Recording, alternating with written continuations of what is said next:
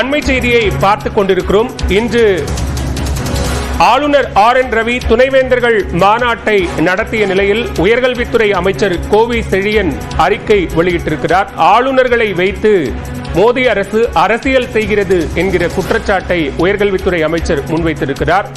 மிரட்டல் அரசியல் என்பது பாஜகவின் DNA-வில் ஊறி கிடக்கிறது என்றும் உயர்கல்வித்துறை அமைச்சர் கோவி செழியன் அறிக்கையின் வாயிலாக கண்டனம் தெரிவித்திருக்கிறார். உச்சநீதிமன்ற தீர்ப்புக்கு பிறகாக துணைவேந்தர்கள் மாநாட்டை வேந்தரான ஆளுநர் RN ரவி இன்று உதகையில் கூட்டியிருந்தார். அதற்கு சிறப்பு விருந்தினராக குடியரசு துணைத் தலைவர் ஜெகதீப் தன்கர் அழைக்கப்பட்டிருந்த நிலையில் பெரும்பாலான துணைவேந்தர்கள் இந்த மாநாட்டில் பங்கேற்கவில்லை. இந்நிலையில் ஆளுநர்களை வைத்து மோடி அரசு அரசியல் செய்கிறது என அறிக்கையின் வாயிலாக குற்றம் சாட்டியிருக்கிறார் உயர்கல்வித்துறை அமைச்சர் கோவி செழியன். கூடுதல் விவரங்களோடு இணைகிறார் சிறப்பு செய்தியாளர் கோகுல். விவரங்கள். அரசியல்வாதிகளை ஆளுநர்களாக நியமிக்க கூடாது என சொன்ன மோடியின் அரசுதான் ஆளுநர்களை வைத்து அரசியல் செய்வதாக உயர்கல்வித்துறை அமைச்சர் கோவி செழியன் தெரிவித்திருக்கார். மிரட்டல் அரசியல் பாஜகவின் DNA-வில் தான் ஊறி கிடக்கிறதாகவும் ஒரு விமர்சனத்தை வைத்திருக்கார். இன்றைய துணைவேந்தர்கள் மாநாட்டில் பங்கேற்க கூடாது என அரசு பல்கலைக்கழக துணைவேந்தர்களை மிரட்டப்பட்டுள்ளனர் என்று ஆளுநர் ரவி சொன்னதாகவும், இதற்கு முன்பு ஆளுநர் ரவி கூட்டிய துணைவேந்தர்கள் மாநாட்டில் பங்கேற்ற துணைவேந்தர்கள் இப்போது ஏன் பங்கேற்கவில்லை என்ற ஒரு கேள்வியையும் தற்பொழுது உயர்கல்வித்துறை அமைச்சர் எழுப்பியிருக்கிறார்.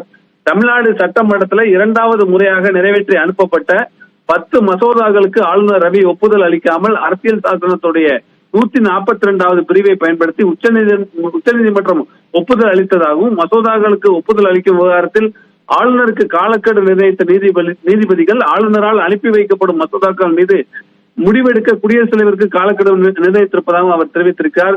தொடர்ந்து இந்த குற்றச்சாட்டுகளுக்கெல்லாம் ஒரு விரிவான அறிக்கையின் மூலமாக உயர்கல்வித்துறை அமைச்சர் பதிலளித்திருக்கிறார். தமிழக சட்டமன்றத்தில் நிறைவேற்றப்பட்டு அனுப்பப்படும் மசோதாக்களை எல்லாம் 10 மாதங்களாக கிடப்பில் போட்ட ஆளுநர் ரவிக்கு உச்சநீதிமன்றம் அளித்த தீர்ப்பு இந்தியா முழுவதும் பேசப்பட்டு கொண்டிருப்பதாக அவர் தெரிவித்திருக்கிறார்.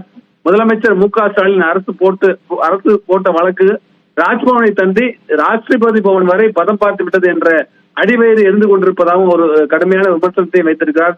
மத்திய மாநில அரசுகளுக்கு இடையான உறவை மேம்படுத்துவது குறித்து ஆராய்வதற்கு அமைக்கப்பட்ட நீதிபதி மதன் மோகன் அறிக்கையின்படி அரசியல்வாதிகளை ஆளுநர்களாக நியமிக்க கூடாது, ஆனால் மன்மோகன் சிங் அரசோ குஜராத்தில் அரசியல்வாதிகளை மட்டுமல்ல மாற்று கருத்துக்களை கொண்ட அரசியல்வாதிகளையும் ஆளுநராக நியமிக்கிறது என்ற சொன்னவர் யார் தெரியுமா என்று மோடிதான் என்ற ஒரு விமர்சனத்தையும் தற்போது உயர்கல்வித்துறை அமைச்சர் வைத்திருக்கார். மிரட்டல் அரசியல் எல்லாம் பாஜகவின் DNA-வில் தான் ஊறி கிடக்கிறது என்றும், மிரட்டுவது உங்கள் DNA-வில் இருக்கலாம், துணிந்து மாநில உரிமைகளுக்காக எதிர்த்து நிற்பதுதான் எங்கள் DNA-வில் இருப்பதாகவும் உயர்கல்வித்துறை அமைச்சர் தற்பொழுது ஆளுநருக்கு ஒரு விரிவான பதிலை அளித்திருக்கார். கோகுல், இன்றைய துணைவேந்தர்கள் மாநாட்டில் பெரும்பாலான துணைவேந்தர்கள் கலந்து கொள்ளாததற்கு மாநில அரசுதான் காரணம், குறிப்பாக காவல்துறையை வைத்து மிரட்டப்பட்டிருக்கிறார்கள் அப்படிங்கிற ஒரு குற்றச்சாட்டையும் ஆளுநர் அந்த மாநாட்டில் பேசும்போது முன்வைத்திருக்கிறார். அதற்கான ஒரு பதிலடியாக இந்த அறிக்கையை எடுத்துக்கலாமா? நிச்சயமா உச்சநீதிமன்ற தீர்ப்பை எடுத்து தற்பொழுது துணைவேந்தர் மாநாடை ஆளுநர் கூட்டியிருப்பதற்கு பல்வேறு அரசியல் கட்சிகள் தமிழகத்தில் எதிர்ப்பு தெரிவித்தார்கள். ஆளுநரை கண்டித்து போராட்டமெல்லாம் நடத்தி வரக்கூடிய நிலையில இன்றைய தினம் துணைவேந்தர்கள் மாநாடு நடைபெற்றது. அந்த மாநாட்டில் அரசு பல்கலைக்கழகங்கள், தனியார் பல்கலைக்கழகத்தை சேர்ந்த சில துணைவேந்தர்கள் என பலர் கலந்து கொள்ளாத நிலையில் ஆளுநர் அரசு மீது ஒரு கடுமையான குற்றச்சாட்டை வைத்தார். குறிப்பாக துணைவேந்தர்கள் மிரட்டப்படுகிறார்கள். இன்று அவர் நேற்று இரவு கூட மிரட்டப்பட்டிருக்கிறார்கள். இந்த மாநாட்டில் கலந்து கொண்டு பின்னர் வீடு திரும்ப முடியாது என்ற ஒரு விமர்சனத்தை எல்லாம் வைத்திருந்தார். அந்த காவல்துறையை வைத்து உளவுத்துறையை வைத்து மிரட்டுவதாக ஒரு குற்றச்சாட்டை எல்லாம் வைத்திருந்த நிலையில இன்றைய தினம் உயர்கல்வித்துறை அமைச்சர் கோவி செழியன் இது குறித்து ஒரு விரிவான பதிலடியை தற்பொழுது ஆளுநருக்கு அளித்திருக்கிறார். குறிப்பாக மிரட்டுவது அரசியல் எல்லாம் பாஜகவினுடைய DNA-வில் தான் இருப்பதாகவும், எங்களுக்கு மாநில உரிமைகளுக்காக எதிர்த்து நிற்பதுதான் எங்கள் DNA-வில் இருப்பதாக கடுமையான ஒரு பதிலடியை தற்பொழுது ஆளுநருக்கு உயர்கல்வித்துறை அமைச்சர் கோவி செழியன் அளித்திருக்கிறார். பாலா, மற்றொரு அண்மை செய்தியும் தற்போதைய செய்தியையும் கூடுதலாக பார்க்கிறோம் கோகுல். துணைவேந்தர்களை மிரட்டுவது என்பது அவசர நிலையை காட்டுகிறது என ஆளுநர் RN ரவி கூறியிருக்கிறார். துணைவேந்தர்கள் மாநாடு ஆளுநர் RN ரவி பல்கலைக்கழகத்தினுடைய வேந்தர் என்ற முறையில் அவர் அழைப்பு விடுத்திருந்த மாநாடு உதகையில் இன்று மற்றும் நாளை நடைபெற இருக்கிறது. இந்த மாநாட்டில் பெரும்பாலான பல்கலைக்கழக துணைவேந்தர்கள் பங்கு பெறாத நிலையில் காவல்துறை மூலமாக மாநில அரசு அவர்களை மிரட்டுவதாக ஒரு குற்றச்சாட்டை இன்று காலை தனது உரையின் போது ஆளுநர் முன்வைத்திருந்தார். இந்நிலையில் துணைவேந்தர்களை மிரட்டுவது அவசர நிலையை காட்டுகிறது என ஆளுநர் RN ரவி கூறியிருக்கிறார். இந்த துணைவேந்தர்கள் மாநாட்டில் சிறப்பு விருந்தினராக குடியரசு துணைத் தலைவர் ஜெகதீப் தங்கர் பங்கேற்றிருக்கிறார். இன்றைய மாநாட்டில் அரசு மற்றும் தனியார் பல்கலைக்கழகங்களைச் சேர்ந்த பெரும்பாலான துணைவேந்தர்கள் பங்கேற்காத நிலையில் தொலைபேசி மூலம் மிரட்டல் விடுத்து எடுபடாததால் காவல்துறை மூலமாக துணைவேந்தர்கள் மிரட்டப்பட்டிருக்கிறார்கள். துணைவேந்தர்களை மிரட்டுவது அவசர நிலையை காட்டுகிறது என ஆளுநர் RN ரவி குற்றம் சாட்டியிருக்கிறார். அண்மை செய்தியாக பார்த்துக் கொண்டிருக்கிறோம். ஆளுநர்களுக்கான அதிகார வரம்பு, அதே நேரத்தில் சட்டமன்றத்தில் நிறைவேற்றப்படும் மசோதாக்களுக்கான ஒப்புதலை வழங்குவதற்கான கால வரையறை உள்ளிட்ட பல்வேறு விவகாரங்கள் தொடர்பாக உச்சநீதிமன்றத்தினுடைய தீர்ப்புக்கு பிறகாக நடைபெறுகிற இந்த மாநாடு முக்கியத்துவம் வாய்ந்ததாகவும் பார்க்கப்படுகிறது. கூடுதல் விவரங்களோடு இணைகிறார் சிறப்பு செய்தியாளர் அபினேஷ். விவரங்களை பதிவு செய்யலாம். ஆளுநர்களுடைய குற்றச்சாட்டு என்ன? பாலவேல் இன்று நீலகிரியில உதகையில ஒரு துணைவேந்தர்கள் கூட்டத்தை கூட்டியிருந்தார் ஆளுநர். ஆனால் அரசு சார்பில் துணைவேந்தர்கள் யாரும் கலந்து கொள்ளவில்லை. இதுல நேரடியாகவே அரசை ஆளுநர் குற்றம் சாட்டியிருந்தார். குறிப்பாக இந்த உயர்கல்வித்துறை சார்பாக நடைபெறக்கூடிய இந்த துணைவேந்தர்கள் கலந்தாலோசனை கூட்டத்துல முதலமைச்சர் MK ஸ்டாலின் தலைமையிலான அரசு காவல்துறை மூலமாக அந்த துணைவேந்தருக்கு மிரட்டல் விடுத்ததாகவும் அதனால் இந்த கூட்டத்துல கலந்து கொள்ளவில்லை பல துணைவேந்தருக்கு அப்படிங்கிற குற்றச்சாட்டை நேரடியாக ஆளுநர் தரப்பு ஆளுநர் பேசியிருந்தார். அதே இன்றைக்கு எக்ஸ் வலைப்பக்கத்திலையும் குறிப்பிட்டிருக்கிறார். ஆளுநர் தரப்பு இந்த பதிவை தன்னுடைய எக்ஸ் வலைப்பக்கத்துல குறிப்பிட்டு பதிவு செய்திருக்கிறாங்க. அதாவது முதலமைச்சர் MK ஸ்டாலின் அவர்கள் காவல்துறையை பயன்படுத்தி இன்று முன்கூட்டியே திட்டமிடப்பட்டிருந்த இந்த மாநாட்டில் மாநில பல்கலைக்கழகங்களின் துணைவேந்தர்களை பங்கேற்க விடாமல் தடுத்ததும் அவசர கால நாட்களை நினைவூட்டுகிறதாக ஒரு கடுமையான சொற்களை பயன்படுத்தியிருக்கிறார். மேலும் மாநில உயர்கல்வி அமைச்சர் துணைவேந்தர்களிடம் மாநாட்டில் பங்கேற்க வேண்டாம் என்றும் தொலைபேசியில் மிரட்டல் விடுத்ததாக பலனளிக்காத நிலையில முதலமைச்சர் MK ஸ்டாலின் அவர்கள் காவல்துறையை பயன்படுத்தியிருக்கிறார் அப்படிங்கிற குற்றச்சாட்டை மீண்டும் தன்னுடைய எக்ஸ் வலை பக்கத்துல பகிரங்கமாக அரசின் மீது ஒரு குற்றச்சாட்டை ஆளுநர் தரப்பு வைத்திருக்காங்க. மாநாட்டு நாளில் ஒரு துணைவேந்தர் காவல் நிலையத்திற்கு விசாரணைக்காக அழைத்து செல்லப்பட்டுள்ளார். ஊட்டியை சென்றடைந்திருக்கூடிய மற்றவர்கள் தங்கும் விடுதிகள்ல அறை கதவுகள் நள்ளிரவில் தட்டப்பட்டிருப்பதாகவும் அந்த எக்ஸ் பதிவுல குறிப்பிட்டிருக்காங்க. மாநாட்டில் பங்கேற்றால் உயிருக்கு மோசமான விளைவுகள் நேரிடும் என்றும் மாநாட்டில் கலந்து கொண்டால் வீடு திரும்ப அனுமதிக்கப்பட மாட்டீர்கள் என்ற மிக ஒரு கடுமையான ஒரு குற்றச்சாட்டை அரசின் மீது ஆளுநர் தரப்பு எக்ஸ் வலைப்பக்கத்துல குற்றச்சாட்டாக முன்வைத்திருக்கிறாங்க.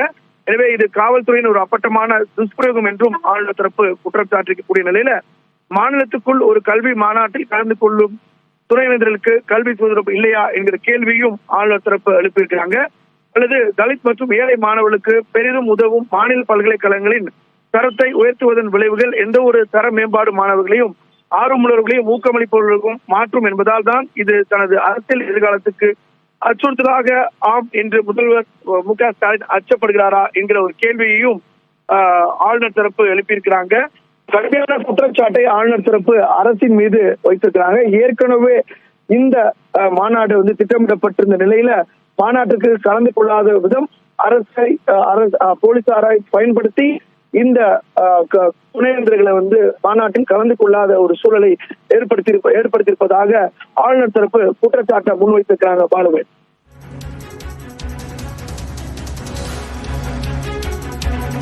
துணைவேந்தர்களை மிரட்டுவது அவசர நிலையை காட்டுகிறது என்ற ஒரு குற்றச்சாட்டை ஆளுநர் RN ரவி முன்வைத்திருக்கிறார். அபினேஷ், மிக முக்கியமாக இன்று மற்றும் நாளை நடைபெற இருக்கக்கூடிய இந்த 2 நாள் மாநாட்டில் துணைவேந்தர்கள் பங்கேற்காததற்கு காரணம் மாநில அரசு காவல்துறையை வைத்து மிரட்டியதுதான் அப்படிங்கிற குற்றச்சாட்டை ஆளுநர் குறிப்பிடுகிறார். மிக குறிப்பாக பல்கலைக்கழகங்களினுடைய தரம் உயர்வதை மாநில அரசு விரும்பவில்லை அப்படிங்கிற ஒரு குற்றச்சாட்டையும் கூட தன்னுடைய அறிக்கையிலும் குறிப்பிட்டிருக்கிறார். இன்றைய உரையிலும் கூட குறிப்பிட்டிருந்தார். அது தொடர்பான விவரங்களையும் பதிவு செய்யலாம். அரசியல் ரீதியாக நேரடியாக தமிழ்நாடு அரசையும் முதலமைச்சர் மு க ஸ்டாலினையும் ஆளுநர் நேரடியாக இந்த எக்ஸ் வலைப்பக்கத்தின் பதிவு மூலமாகவும் தன்னுடைய இன்றைய துணைவேந்தர்கள் மாநாட்டின் உரையிலும் குற்றம் சாட்டியிருக்கிறார். எனவே அரசு அப்படியான ஒரு யாரையும் அச்சுறுத்த முடியாது.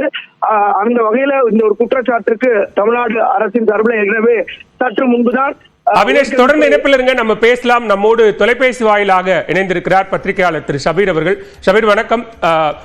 உயர்கல்வித்துறை அமைச்சர் மோடி அரசு மீது கடுமையான குற்றச்சாட்டு வைத்த நிலையில இங்கு காவல் ராஜ்யம் நடைபெறுகிறது. ஒரு அவசர நிலை இருப்பது போன்று துணைவேந்தர்கள் மிரட்டப்படுகிறார்கள் என்கிற குற்றச்சாட்டை ஆளுநர் ஆர் என் ரவி முன்வைத்திருக்கிறார். எப்படி பார்க்கிறீங்க? ஆளுநருடைய இந்த ரிமார்க் அப்படின்றது அவர் அங்க அந்த மாநாட்டில் பேசினதும் அது மட்டும் இல்லாம அது தொடர்ச்சியாக பேசுவது அப்படின்றது கிட்டத்தட்ட அந்த மாநாடு அவர் நினைத்தது போல வெற்றிகரமாக அவரால் நடத்த முடியவில்லை. ஒண்ணு. ரெண்டாவது வைஸ் சான்சலர்ஸ், அவரு அளித்த வைஸ் சான்சலர்ஸ்ல எல்லாருமே வரல அந்த மாநாட்டுக்கு அப்படின்றது ஒரு ஒரு ஒரு கோபத்தை அவருக்கு ஏற்படுத்தி இருப்பதாக தான் நான் பார்க்கிறேன். ஏன்னா காவல்துறையை வைத்து வைஸ் சான்சலர்ஸை மிரட்டி மாநாட்டுக்கு போவாதீங்க அப்படின்னு சொல்ற அளவுக்கு எல்லாம் ஒரு பெரிய சிரமம் இல்ல. ஆக்சுவலா அரசாங்கத்தை பொறுத்த வரைக்கும் ரொம்ப கிளியரா அவங்க இன்ஸ்ட்ரக்ஷன்ஸ் கொடுத்திருக்கலாம். ஏன்னா இந்த மாநாட்டுக்கு கவர்மெண்ட் ஸ்டேட் யூனிவர்சிட்டிஸோட வைஸ் சான்சலர்ஸ் கலந்து கொள்ள வேண்டாம் அப்படின்றது அவங்க முடிவு எடுத்திருக்கலாம். ஆனால் அதற்கு ஆளுநர் ஒரு ஒரு ஒரு உள்நோக்கத்தை கற்பிக்கக்கூடிய ஒரு வகையில தான் அவருடைய பேச்சு என்பது அமைந்திருக்கிறது. ஏன்னா உங்களுக்கு பிரைவேட் யூனிவர்சிட்டிஸோடைய வைஸ் சான்சலர்ஸ், டீன் மற்றவங்க எல்லாம் போயிருக்காங்க அப்படின்னும் போது அரசாங்க ஸ்டேட் யூனிவர்சிட்டிஸோடைய வைஸ் சான்சலர்ஸ் போல அப்படின்றது அது அவருக்கு ஒரு பெரிய இந்த மாநாடு அவர் நடத்தி இருப்பதே அவருக்கு இது ஒரு பெரிய செட்பேக்காக தான் அமைந்திருக்கிறது. ஏன்னா இந்த மாநாடு அவரு நடத்துவது அப்படின்றது அவர் என்ன சொல்றாரு, ஒவ்வொரு வருடமும் நான் இந்த மாநாட்டை நடத்துகிறேன், அவங்களுடைய குறைகளை கூப்பிட்டு கேட்கிறேன் அப்படின்னு. அது வேறு விதமாக ஒரு மாநாடு இல்லாமல் அதை வேறு விதமாக நடத்தி இருக்கலாம். பட் அவரு வைஸ் பிரசிடென்ட்டை கூப்பிட்டு இந்த மாநாடு நடத்தி இந்த மாநாட்டுல வைஸ் சான்சலர்ஸ் வராம போனதுனால அது கவர்னர் ஆபீஸுக்கே ஒரு பெரிய எம்பாரஸ்மெண்ட்டை உண்டாக்கி இருக்கு அப்படின்னு தான் பாக்குறேன். சோ அதனுடைய ஒரு வெளிப்பாடாக தான் இந்த மாதிரி உள்நோக்கத்தை கற்பிக்கும் வகையில இந்த மாதிரி கருத்துக்கள் எல்லாம் முன்வைக்கப்படுகிறது.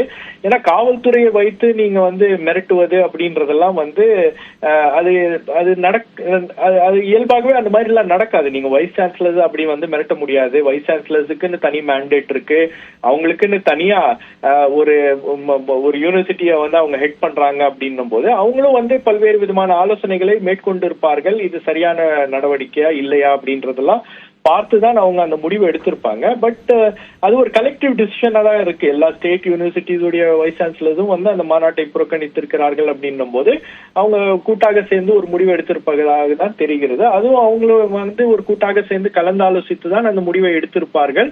ஏன்னா இது ஸ்டேட் கவர்மெண்ட்டுக்கும் ஆளுநர் மாளிகைக்கும் நடக்கின்ற ஒரு பெரிய ஒரு போராட்டத்துல ஒரு யுத்தம் மாதிரி ஒரு நிலைமை நீடிக்குது. இப்ப அது உங்களுக்கு யூனிவர்சிட்டிஸுடைய ஃபங்க்ஷனிங்க பாதிக்குது அப்படின்றதுதான் இதுல இருக்கக்கூடிய மிக முக்கியமான விஷயம்.